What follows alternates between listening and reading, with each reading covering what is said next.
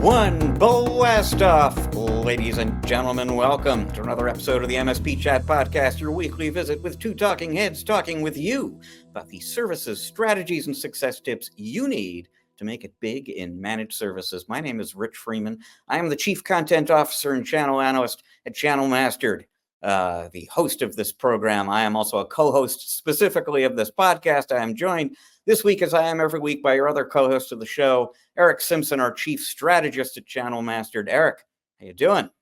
I'm doing well, Rich. I'm getting ready to meet up with you in Miami in just a few days, but where in the world are you right now?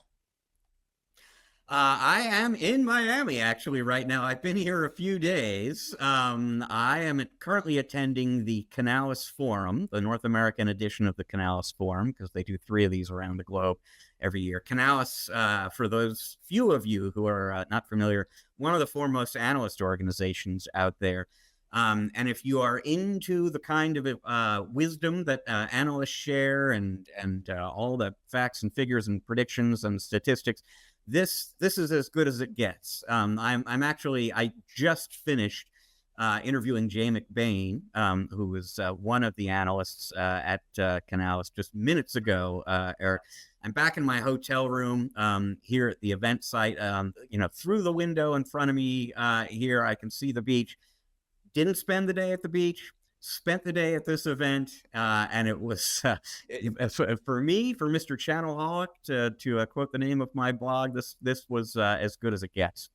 Yeah, sounds like something that's right up your alley. And, Jay McBain, friend of the show, always, love having him on the podcast, and just what a wealth of information and the way that he boils it down for lay people like myself to appreciate, understand it, and then report it back to our audience along with you, Rich. Well, with that as a bridge, let's go right into our story of the week here. And it's funny how things come together sometimes, Erick. So a couple of weeks ago, I wrote a post in my blog, Channelholic, about ConnectWise, and I had a chance to interview the new CEO there, Manny Ravello. We were talking about his strategy, and this piece of his strategy isn't actually new for ConnectWise, but they are going to market with an ecosystem. They're going to take their software and services, combine it with best-of-breed software and services from third-party vendors, and then managed services from their MSP partners. How does ConnectWise compete and win in the market for managed services software and suites through an ecosystem? This week, the beginning of this week, I had a chance for the first time in about 6 months or so to interview John Pagliuca. He's the CEO of N-able. What is N-able's strategy for competing and winning in the same market ConnectWise is in? It is an ecosystem play. They call it the Ecoverse in their case, but it's basically the same idea. You combine their software, their services, with software and services from other vendors, with services from their MSP partners, and they all go to market together, and that's how they win together. So I just, like I said, spoke to Jay. Let me just rattle off some numbers that he just rattled off for me, because he has these numbers at his fingertips at all times. So 2.6%, that is roughly the global GDP right now. 6.4%, that is roughly the current growth rate for IT spending as a whole. 14.8%. That is roughly the growth rate for managed security services. And 49.7%, that is roughly the growth rate for MDR specifically. Now, if you are an MSP and you want to get into managed security and you want to tap into that 14.8% growth rate right there, you want to radically outgrow the IT market, radically outgrow the global economy. You want to tap into that even bigger growth that's coming with MDR right now. How do you do it? And this is Jay now, whose advice I'm sharing with it, through your very own ecosystem strategy. What you need to do, and Jay's been on the show with us before, Erick, and he's kind of talked about how typically there are 7 partners involved in any deal.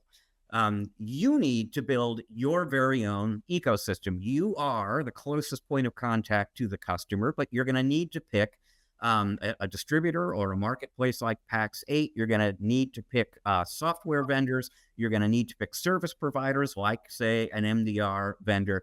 You're going to need to go to market together with these companies with a unified offering that you bring to your customers, your very own ecosystem.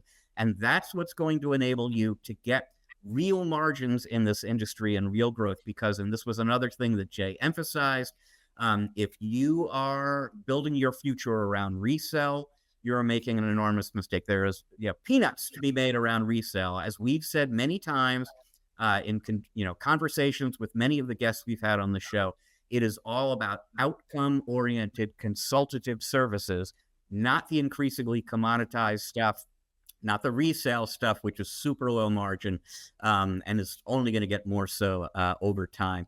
So it was just very interesting the way it all kind of comes together. You need to think the way N-able thinks. You need to think the way ConnectWise thinks. You need to put ecosystem first.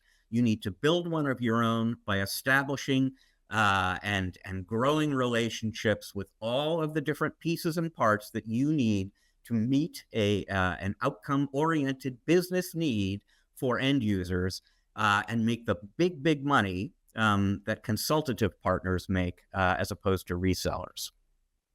Well, as you said, Rich, we talk a lot about this on the program, and it's simply, it's simply the evolution of the businesses that MSPs support and the need for MSPs to evolve to meet those specific needs. Again, we're not selling technology outcomes anymore and adding massive valuation to our organization, because when we're selling technology outcomes, Rich, as an MSP, we're probably selling a lot of hardware resale. We're probably selling some break fix services, some projects, which are all very, very low multiples in terms of evaluation during an exit. These revenue streams have a low multiple compared to managed services. So we've talked about that. And the guidance that I give the clients that I coach with, Rich, is start shifting more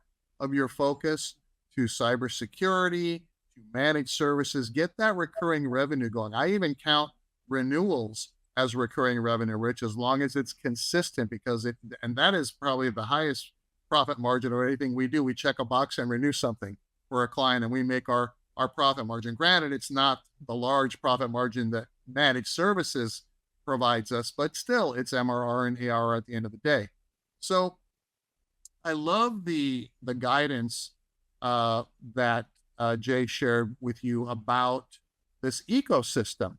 I had not thought about it from that perspective and the last time we had Jay on the podcast, he did talk about these 7 strategic business partners that every business owner surrounds themselves with.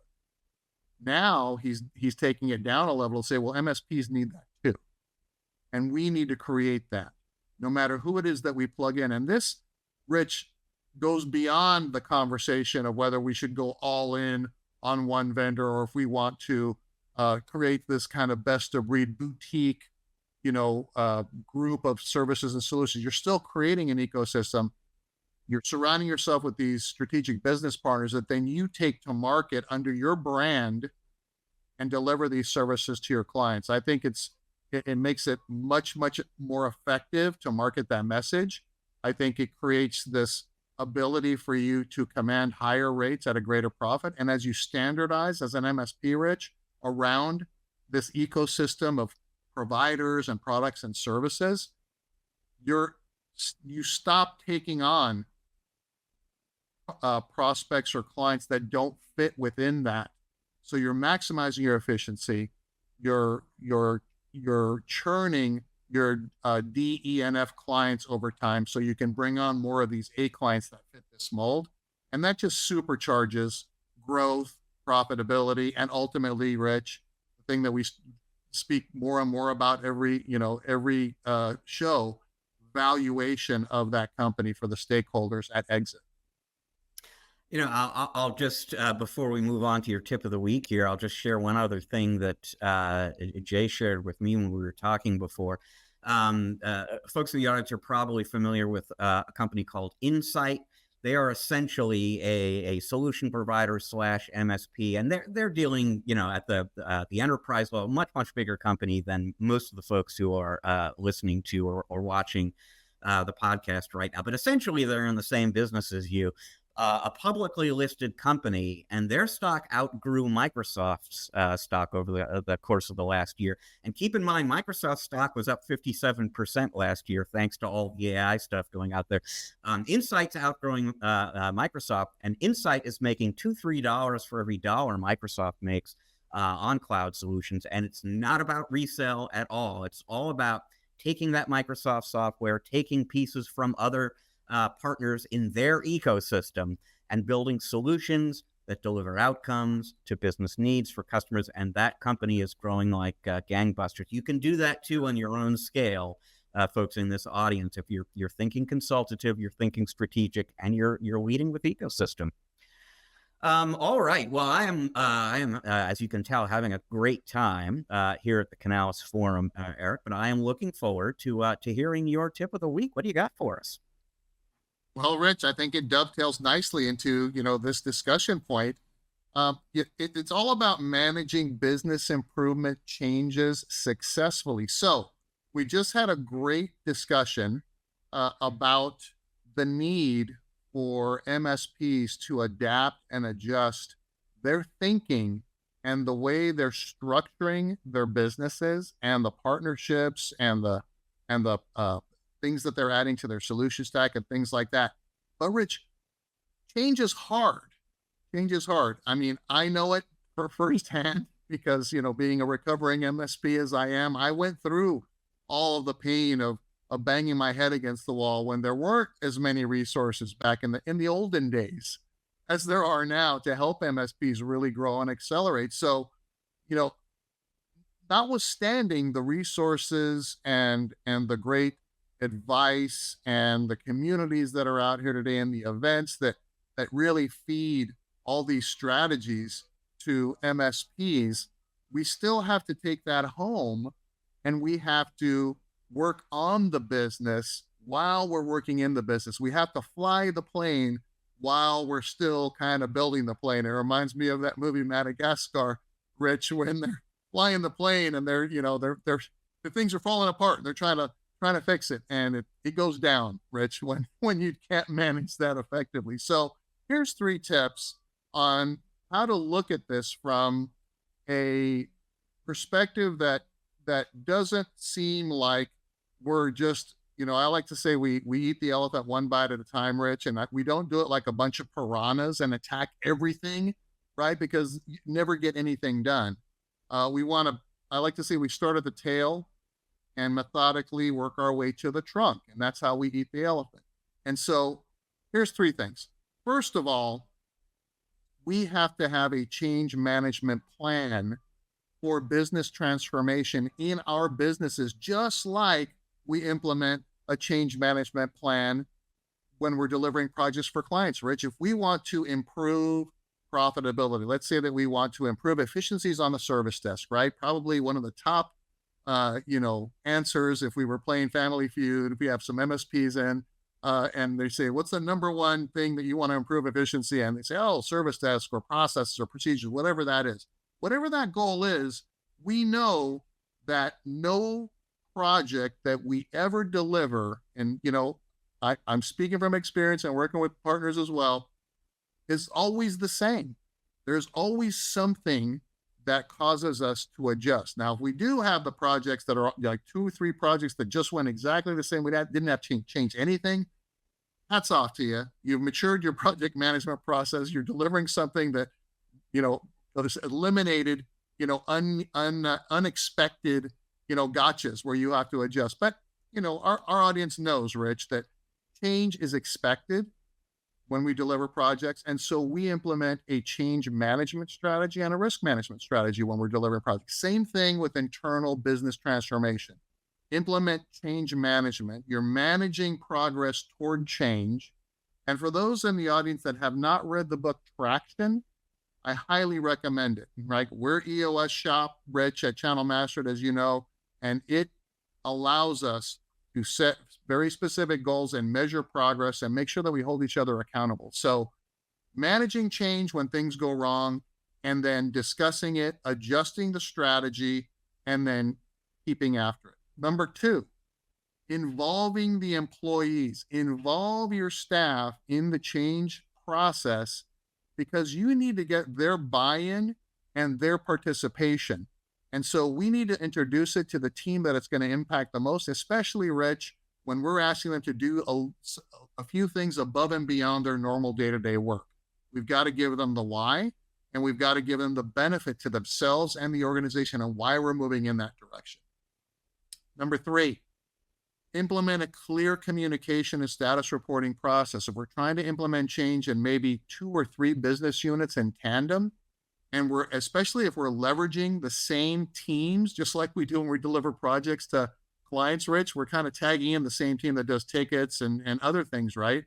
There has to be a clear communication process so that we are checking in regularly and reporting back and making sure that we're identifying those things that need tweaking and that everybody understands what those changes are and how it's going to impact forward momentum and et cetera. And this is how we manage expectations correctly as well, right? It's a moving target. We're going to have communication. We're going to report in. We're going to have meetings. And we're going to make sure that everybody is rowing in the right direction so we can get to port together. Yeah, there's a lot there, Eric. I mean, and like you said, change is hard. Change is hard for any business in any industry, but in this industry in particular, it's absolutely critical. And because change is hard, and because the changes that MSPs have to make sometimes are rather sizable, it can be paralyzing. And so, two things that you're talking about, that really 3, but I mean, you're talking about bringing some structure to that process so that it's a little bit less frightening and a little bit more easy to manage. Making sure that everybody is on the same page about it, which is about, ties into the idea about consulting with the team and having a communication process to make sure everyone is aware of where things stand. And then the other thing, you mentioned the book Traction, and like you said, we're big believers in EOS at Channel Master. That's how we run our company. We have an EOS service for our clients. We're such big believers in that. But the other book that kind of came to mind is Getting Things Done, right? You're kind of talking about eating the elephant one bite at a time. And change can be paralyzing because it's so big.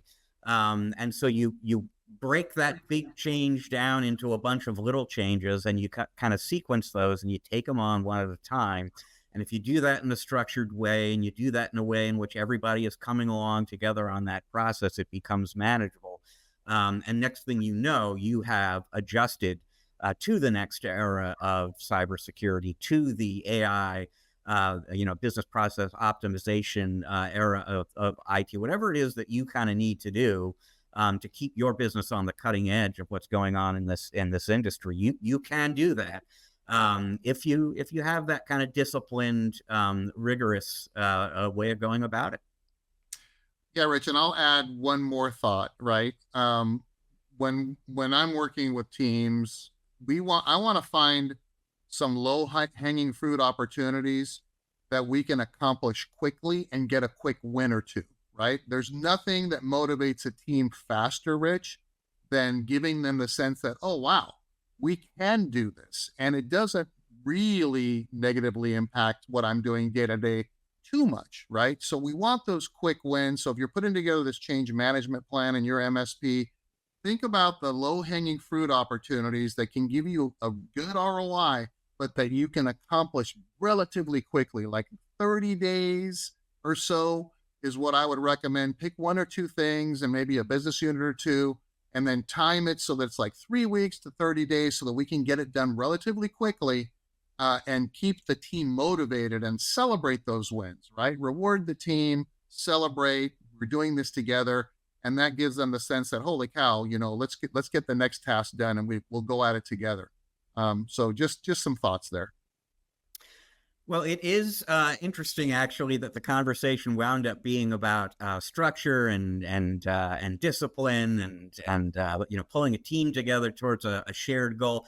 Honestly, folks, we didn't sort of engineer it quite this way, but the reality is, a few days ago, Eric and I had an opportunity to interview Mike Psenka. He is the president and CEO of Moovila.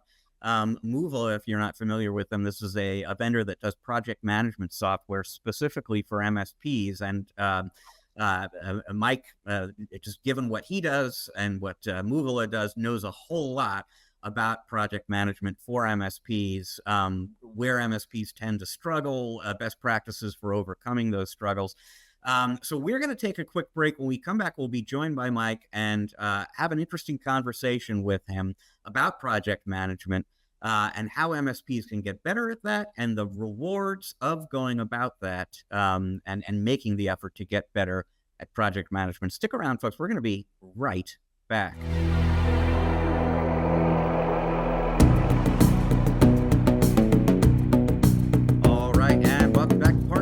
Of this episode of the MSP Chat Podcast, our Spotlight interview segment, where we are very pleased to be joined by the president and CEO of Moovila. They're a project management company for MSPs. His name is Mike Psenka. Mike, welcome to the show. Thanks very much, Rich and Eric. Thanks for having me on the show. Really appreciate it. Great to have you, Mike. For folks in the audience who have not met you before and may even still be new to Moovila, you folks are relatively new to the MSP channel. Tell folks a little bit about yourself, your background, and then a little bit about Moovila.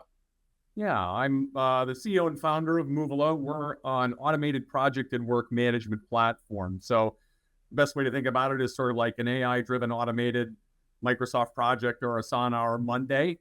My background, I've been in tech and building tech companies for 32 years now. Previously had a business intelligence and analytics company that I sold back in 2011. And then my CTO and I started this company around 2016, started incubating it a little before then, but kind of realized, surprisingly, there were just still problems with project management, right? And that was sort of an interesting puzzle for us to go, this is a really, really old space. Why are people still surprised about project deadlines? That doesn't make sense, Not a problem in accounting software, not a problem in spreadsheets, not a problem in word processors. These are all old platforms. You're never going, oh my God, spell check didn't work, or the columns didn't fit. But people are surprised, continue to be surprised of, hey, what happened? Why? I feel like we should know that we were going to be this late. So that was a fascinating thing for us, and that's kind of what started us down this path many years ago to figure out how to kind of solve that problem of reliability and predictability in delivering projects. Project management is a notoriously difficult discipline, just in general, regardless of what industry you're in. If you're a business and you're managing projects, and they all are to some extent or another, it's hard to do.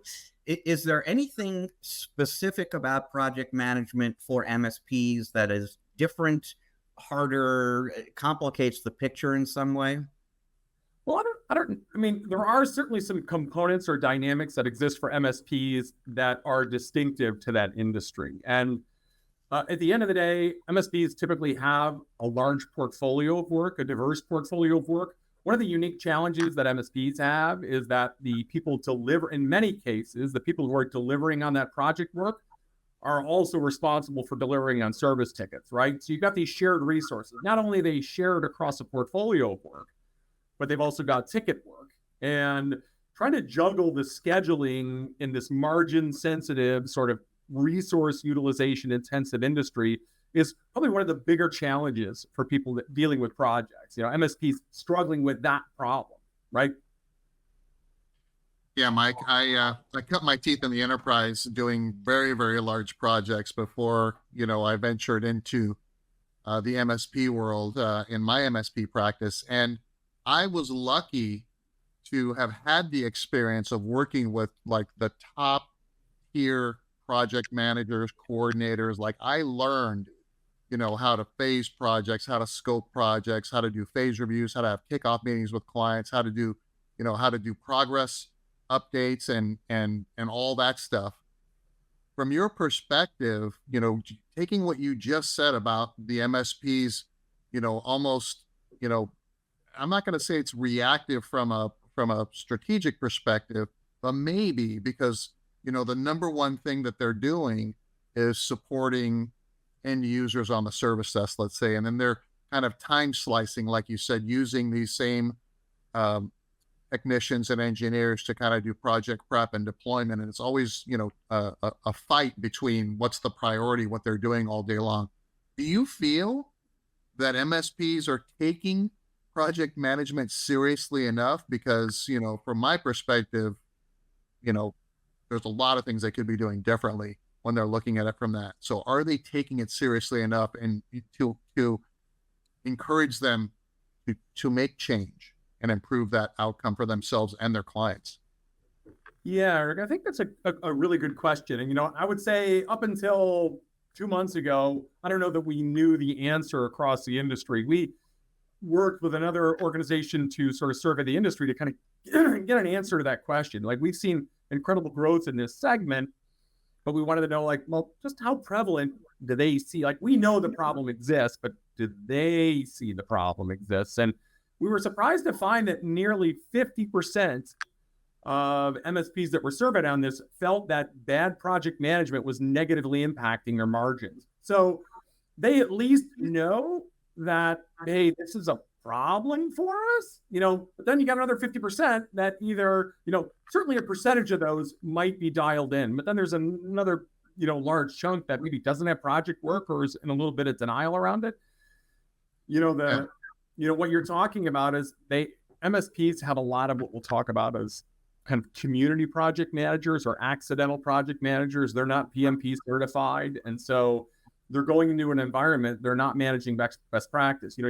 We've got customers outside the MSP industry that manage monolithic projects with 10,000 tasks and 100 interdependent projects. And, we're automatically computing the critical path and analyzing and finding those defects. And at that scale, it's just not possible for a human being to remotely manage that. But it's also not possible for human beings, even in a small to mid-sized MSP, manage the calendars, the schedules, the tasks, the projects in these dynamic portfolios. It's just not doable. So to try to manually do that, as one of our customers said, it's a little bit like, not having RMM. Like, imagine, you've got RMM and you're utilizing that, and then that tool gets taken away.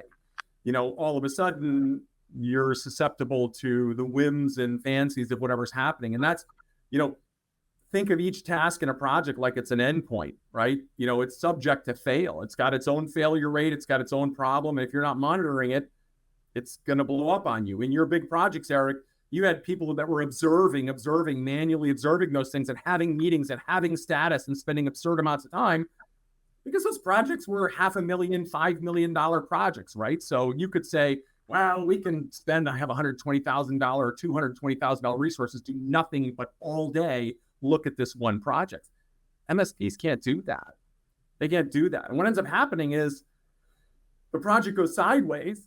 And the really big problem, and I think one of the biggest reasons or one of the biggest drivers for us is the owners are tired of the unpleasant phone call from the customer going, hey, we were supposed to be done like 30 days ago, and I've not heard anything from you guys. So if you're not managing this project well, what else are you missing? And it's a credibility issue. They might be doing an amazing job securing and managing the site, but now the customer goes, the engineer didn't show up, or you guys didn't tell me there was a supply chain problem.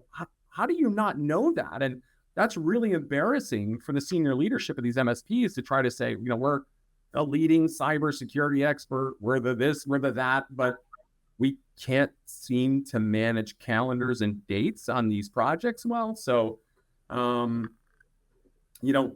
answer to your short question is, I'd say half of them know that it's something they need to improve on for their margins, and it's hurting their business if they don't pay attention. And I would add to say that another quarter are just, lying to themselves. But, more following up further to the point about taking this seriously, you've touched on certain aspects of this already, Mike, bleeding margin, missing deadlines, unhappy customers. terms of why MSPs really need to be serious and rigorous about project management, talk a little bit more about the repercussions of not being serious and rigorous about project management. Yep. Well, I obviously just highlighted one of them, which is managing credibility with your customers, right? So, people, and we've got a lot of customers now who said, I'm tired of losing customers because of a poorly managed project, right? We're bulletproof on our managed services and security, but we dropped the ball on these projects. It was very upsetting. There are two other things, and one is related to that first point. Another really important component beyond just efficiency, like automating and efficiency and reducing the cost of managing it, is having real-time status updates and financials around it. And this is really critically important because, unfortunately, especially in fixed fee environments, MSPs aren't always bulletproof accurate on those estimates. So they're going to come in and go, we think this project's going to take 200 hours.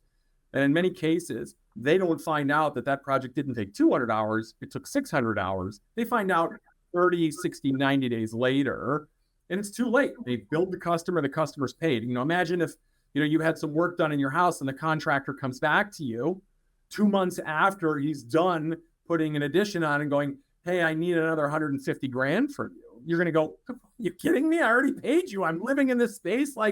As opposed to coming to you during the project and saying, hey, we ran into an issue. There's some trees by the foundation. The root's going to take a lot longer to dig the foundation. You go, okay, that's fair. I get you didn't see that. So this cost recovery of in-flight projects is another really big margin saver for these.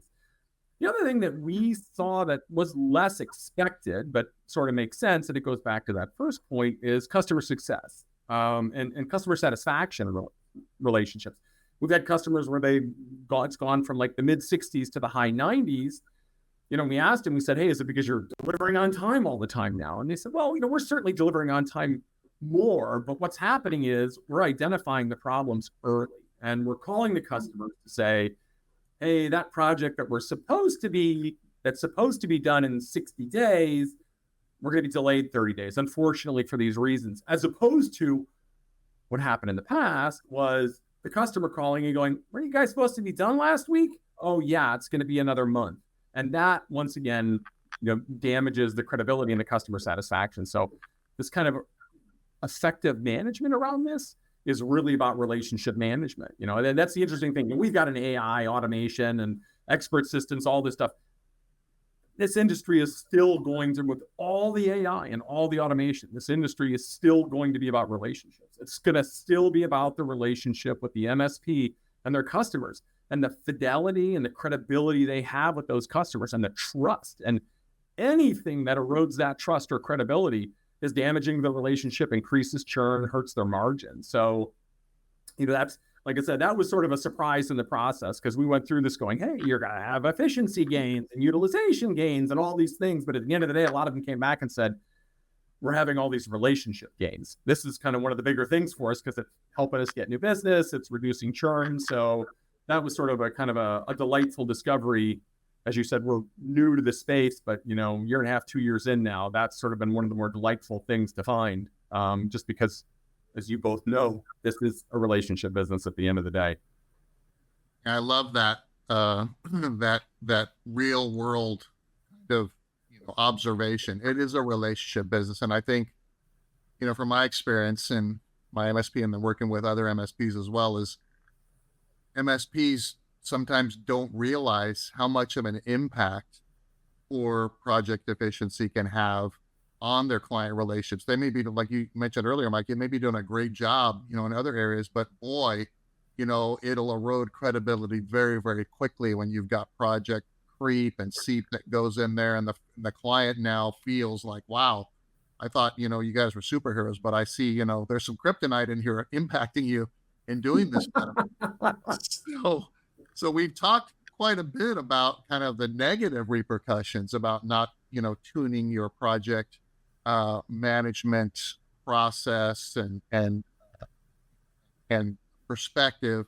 Let's flip it a little bit and tag into some of you were getting into it a little bit there in your last answer about the benefits of improving project efficiency to the MSP and then to their customers. Mike, why don't you double click on that for a sec for us? Yeah.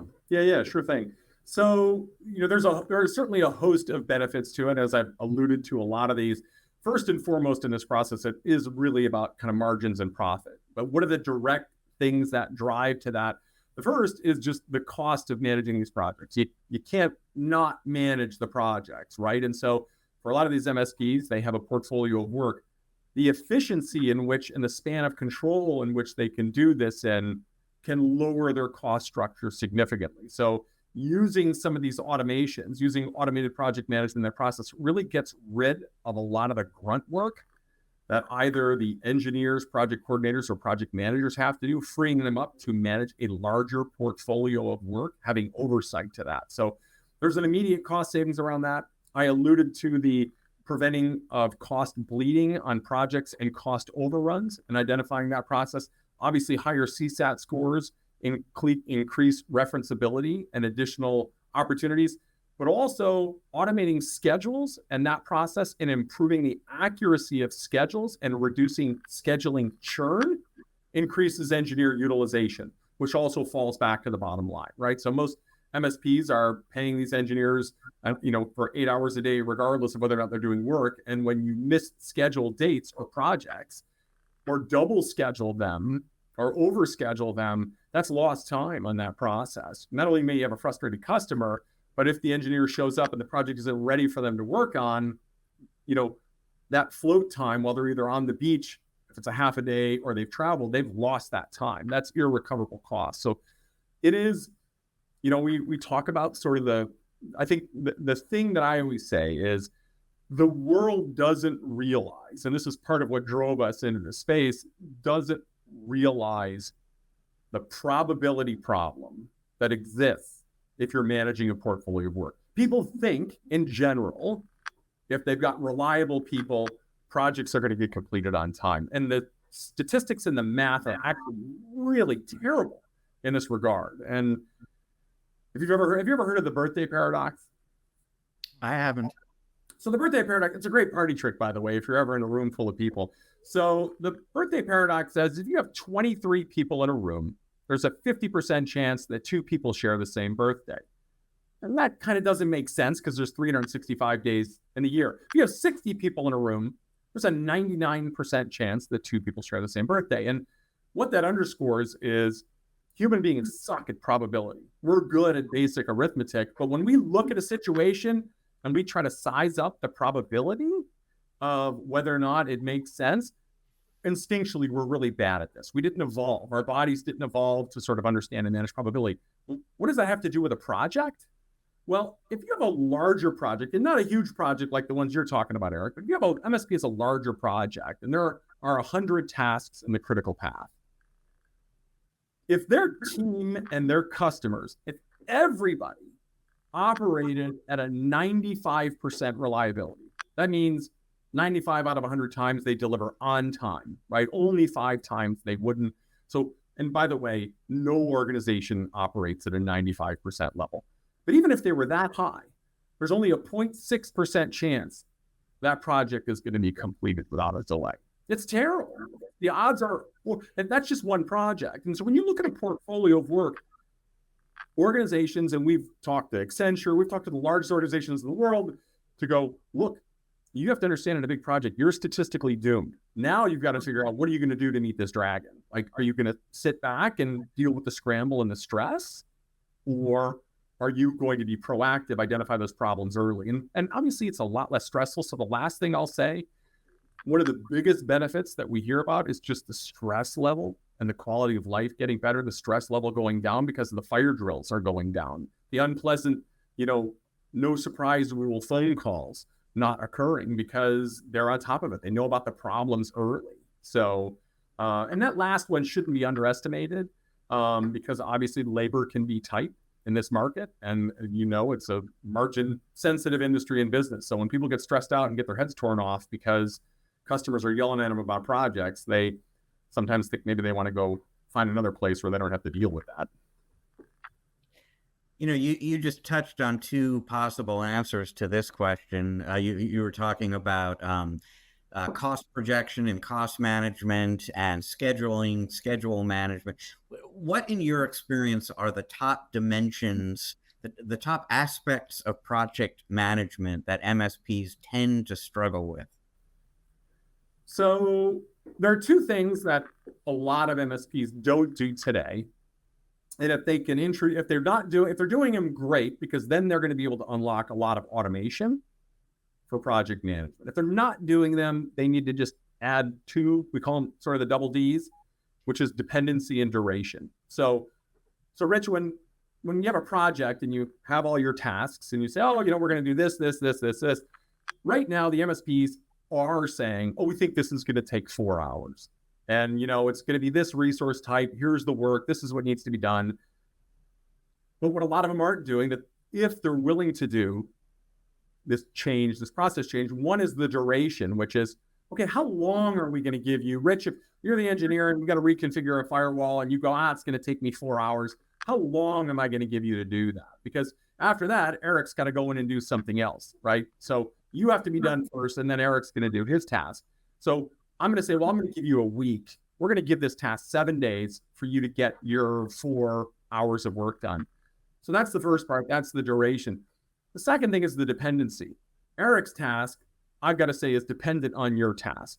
The minute you add those two things, if you have a technology or software capable of that, you can now autonomously monitor the entire portfolio, the work, the engineers' calendars, their process, their structure. And so the things they're struggling with, Rich, which is an accurate date. I mean, if you want to boil it down, their dates are garbage, and it blows up scheduling. It contaminates their business intelligence pipeline. And, this is sort of the story we do. Is that, look, your project task work, those tasks might only represent 20% of the work you're doing, but that bad data is contaminating your scheduling, your customer communication, your forecasting, your business intelligence, and they know it. They know it is. And it's just a scary thing for the owners and the schedulers are going, I just don't know that I can trust those dates.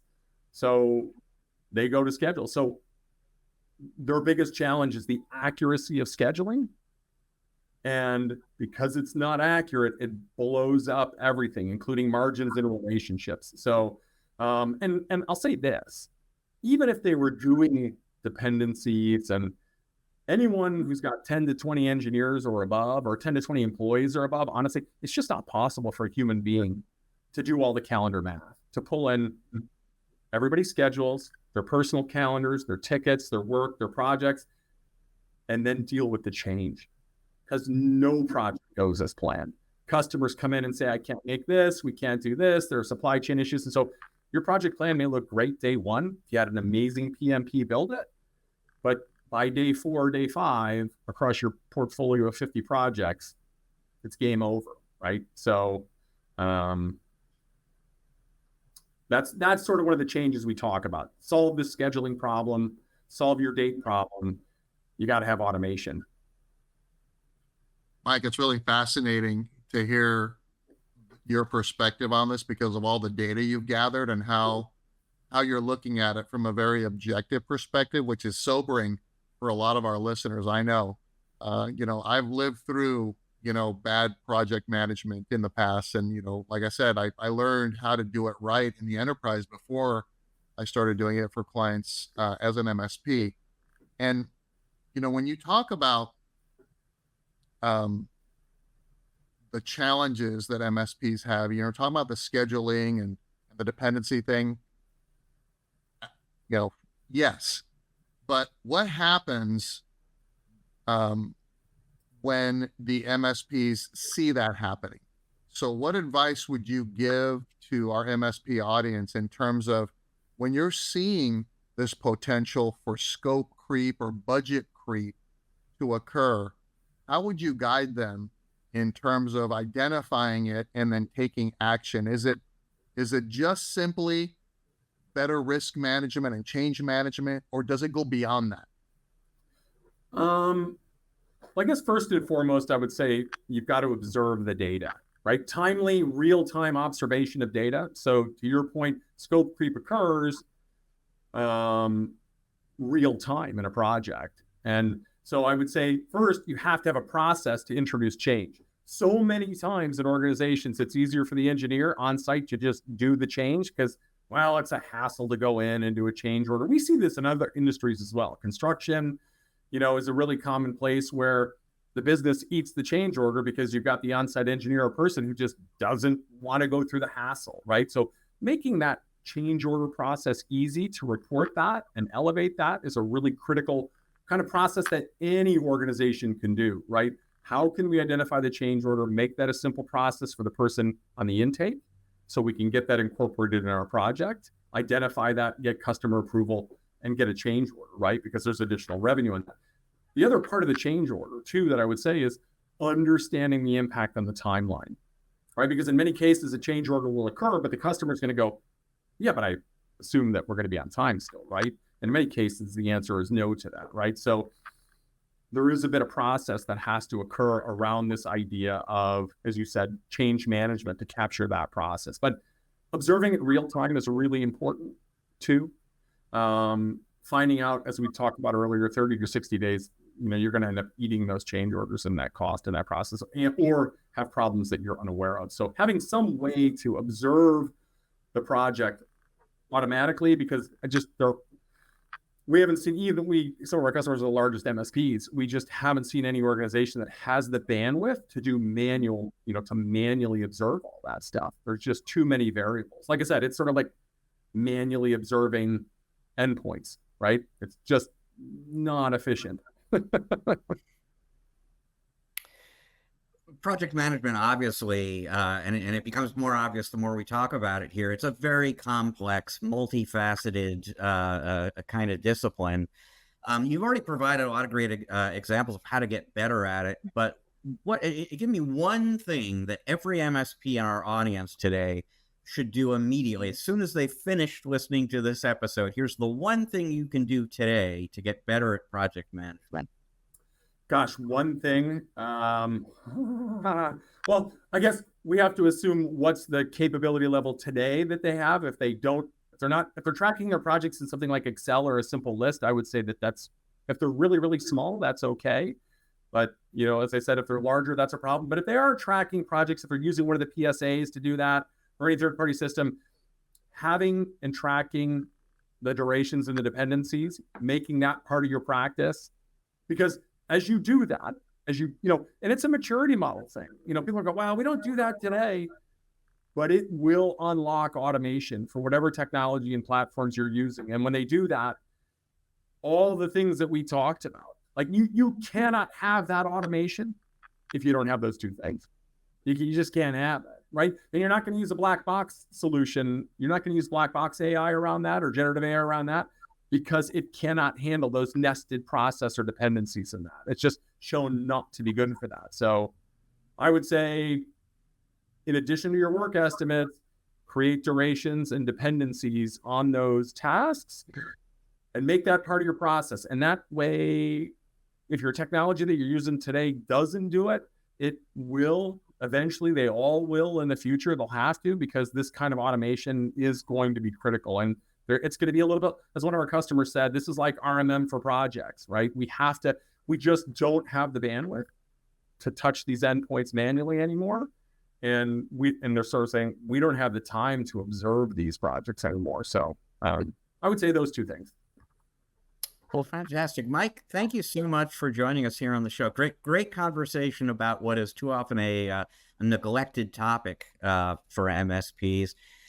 For folks in the audience who might like to follow up with you, learn more about Moovila, where should they go look? Yeah, Moovila.com, M as in Mary, O, V as in Victor, ILA.com. Fantastic. Mike Psenka from Moovila, thank you again for joining us on the show. Folks, Eric and I are going to take a quick break now. We're going to be right back. And when we are, we're going to share a few final thoughts about the conversation we just completed here, have a little fun, wrap up the show. Stick around. All of that is coming up in just a moment.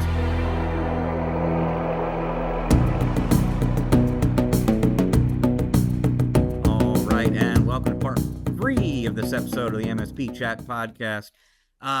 Great conversation with Mike Psenka. Really, I think we said during the show there, kind of a neglected topic in the managed services world. You know, every MSP is managing projects, but how they go about doing that, where they tend to get tripped up, the repercussions of that, best practices for overcoming that, is something that really we ought to be talking about a lot more, because it goes straight to margins and the bottom line. And you know, for me, there was a lot there to dig into with Mike, but I suspect the title of this episode, Eric, is going to be something like "Humans Suck at Probability," which was something that Mike said during the conversation there, which just kind of goes to show that when we're sort of doing it seat of the pants, when we're making estimates, when we're running a project based on those seat of the pants estimates, we are going to screw things up,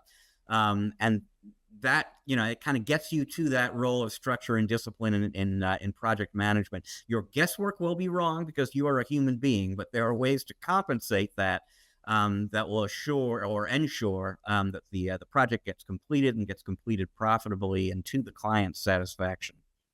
Mike really kind of forced me to look at things a different way from this, you know, these statistics that he brought just from, you know, analyzing all of the data of all the partners that are in the platform and just seeing what's happening and having this kind of, you know, this recall of percentages. Is almost like he was a human AI giving us kind of the output of where, you know, what our chances are when we don't do things, you know, correctly. And boy, it's a thin line between success and failure in some of these cases, Rich. And I was like, wow, this is something that would resonate, you know, with MSPs in general and with the partners that I work with, because we work on, you know, project management improvement. And you know, it's one of the three areas where I always say, you know, you can be tremendously successful or lose your shirt.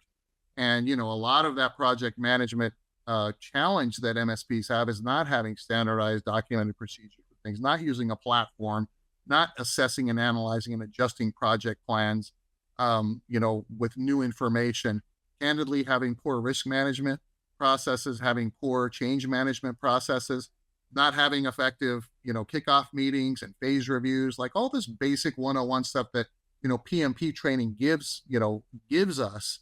Some MSPs just either, you know, haven't held themselves accountable to it, or maybe haven't thought, Rich, to send some of their team to PMP training. Now, I know I work with a lot of partners that have, but I've worked with a lot of partners that haven't as well. So it is kind of this kind of fly by the seat of our pants kind of thinking. And when you're not measuring anything or have a process to measure with, then it's going to be tough to deliver consistent outcomes and maintain a high level of client satisfaction. So take that project management serious, MSPs. It will pay off for you.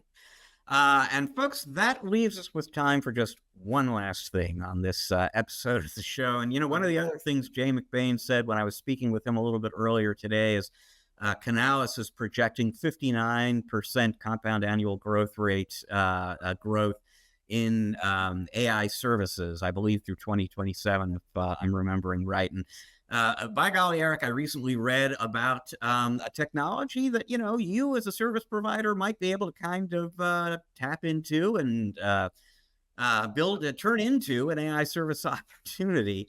And this one comes from an Austin, Texas-based health startup called Throne. Throne sells a camera.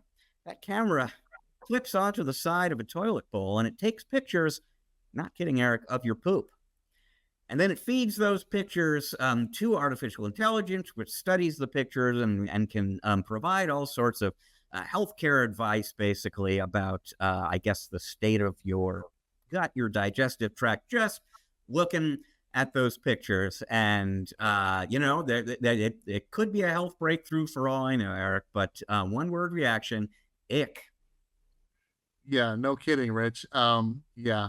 And I love the way you kind of set it up like, yeah, it could be an AI opportunity, but for the select few, I would say, for the select few.